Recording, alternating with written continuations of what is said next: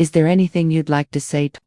Yeah. First of all, my sympathies go out to the family, Mr. Mills. I can't imagine what they're going through this morning. Yakunohi one day, he's heading to the golf course to watch a tournament and, few moments later he's trying to cross street and, now, he's no longer with us. So, I can't imagine what they are going through. My heart, Yakuno, I feel for them. I'm sorry. My situation will get handled. It was just it was a chaotic situation and a big misunderstanding, and me can't comment on any of the specifics of it. So, I feel like y'all are going to be disappointed, but can't comment any specifics. But my situation will be handled. It was the comment heard around the golf world. A single brutal sentence from few world's #1 golfer, aimed directly at his most polarizing rival. Scottie Scheffler didn't just win on the course. He launched a verbal missile that shattered the facade of courtesy. And when it landed, the crowd erupted, and the landscape of golf shifted forever. This is the story of a rivalry ignited not by a putt, but by a pronouncement. If you live for golf's raw, unfiltered drama, you need to see this. Subscribe and hit the bell because the war for Thassel of golf has just begun. To understand the earthquake, you must first understand the fault line it erupted from. The 2024 PGA Tour season was, by any measure, the era of Scottie Scheffler. He wasn't just winning, he was operating on a different plane of The putts dropped, the irons were lacquered guided, and the green jackets were piling up. But it was his demeanor that defined his dominance. Scottie Scheffler was a portrait of unshakable faith, a man whose composure seemed carved from marble, his emotions locked away behind a veil of Midwestern politeness. He was golf's silent assassin, and the sport bowed at his feet. And then there was Bryson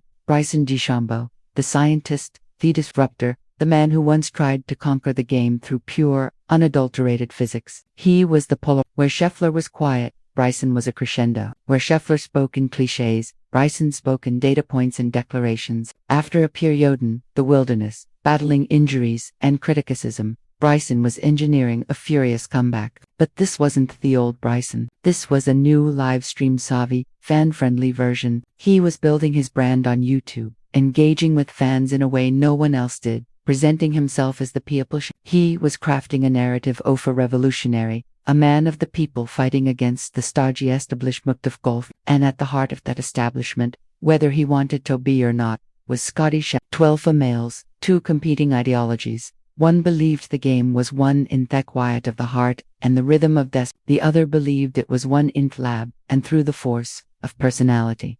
It was a collision waiting for a place to happen. That place was Valhalla. The 2024 PGA Championship at Valhalla Golf Club is already etched in history for its chaotic finish, but the true spark was lit earlier in the tense, sun-drenched humidity of the third round. The specifics of the incident is what make it so volatile. It wasn't a dramatic rules dispute played out on national television. It was subtler, more personal. It happened in the space between players, a breach of the game's unwritten code. As Scheffler was preparing for a critical approach, shot deep in his pre-shot routine, Thessalon's was fractured. From an Bryson's group playing ahead created an unexpected disturbance.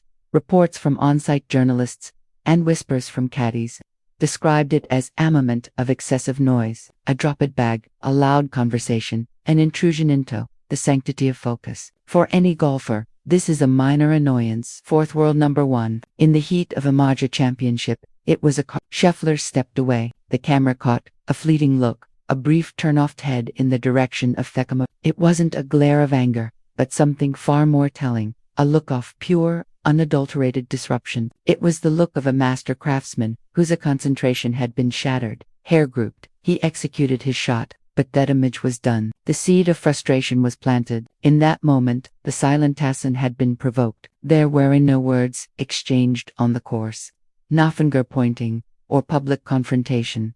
The tension was left to simmer in the Kentucky heat. A silent promise of reckoning to come. Scheffler continued this round, his face a mask of but beneath the surface, a storm was brewing. He had endured the bombast, the theatrics, the constant noise, but this was different. This was a direct infringement on his process, his sanctuary. And Scottie Scheffler's sanctuary was where championships were won. The golf world expected the usual. They expected the Pistron press conference to be masterclass in deflection. They expect Heto here. Scheffler praised the course, thanked the volunteers, and talk about staying in the moment and controlling what I can control. What they got was a tectonic shift. The moderator asked a seemingly innocuous question about the challenges of maintaining focus with outside distractions. Scheffler leaned into the microphone. The calm demeanor remained, but the words that came out were not coated in sugar. They were forged in steel. He didn't name brass. He didn't have to. The context was a thunderclap. In a calm, measured, yet icy tone, Scheffler delivered the lean that would detonate the golficus. He said, and this is a direct quote from May 18, 2024, at that level, there's an expectation, a professionalism, and respect for your fellow competitors. When that's lacking, it's not a distraction. It just shows you that some people are playing a different gaming,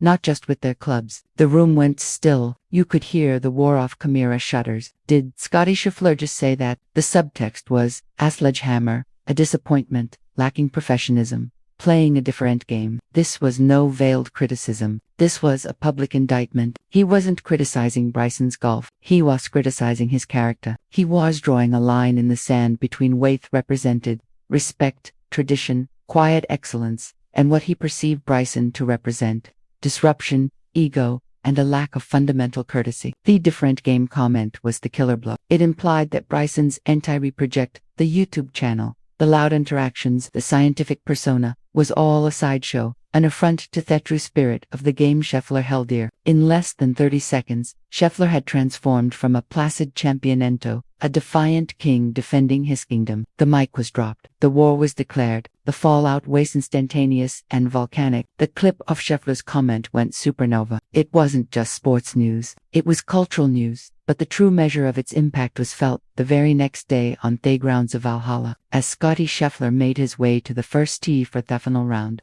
the crowd's reaction wasn't like anything he had ever experienced. It wasn't just applause. It was a roar of affirmation. It was the sound of a crowd choosing its gladiator. Every time Scotty stepped onto a tee box, the ears were deafening. And when Bryson's name was announced or he approached a green, a palpable, simmering sigh. The fans had taken Scotty's city en masse. They were his jury and they had delivered their verdict. Online, the digital coliseum erupted into chaos. Golf Twitter fractured into two armed. One side, champion Scheffler. Finally, someone said it, wrote one. A sentiment echoed thousands after. Bry is a clown who disrespects a game. Scheffler is a class act. Another post read, Scotty didn't just win the tournament, he won the soul of golf. The other side mobilized behind Bryson. Scotty's a robot with a gut complex. One supporter fired back. Bryson is trying to grow the game and make it fun. Scotty is a gatekeeper. Prominent analysts weighed in. A former champion called Scheffler's commenter refreshingly honest, while a popular podcast host accused him of elitism and being threatened by a new generation. The incident was dissected frame by frame. Had Bryson truly been that loud? Was Scotty justified, or was he being a The debate raged, but one thing was clear. A line had been drawn. Golf was no longer just about birdies and bog. It was about ideologies, and the entire world was watching. But what was really behind that comment? To write it off as simple frustration over Anwar's complaint is to miss the end. Scotty Scheffler's words were not a momentary lapse. They were the erupta of a long, dormant volcano. They were the culmination of years of watching the game he loved transform into a spectacle. For Scotty, golf is a sacred pursuit. It's a mental and spiritual battle against oneself, played with respect for history, for the course, and for the opponent. Bryson Chambeau in his eyes represented the antithesis of that. The constant talk of bomb and gouge, the single-length irons, the scientific dissection. It reduced its art form to a brute force equation.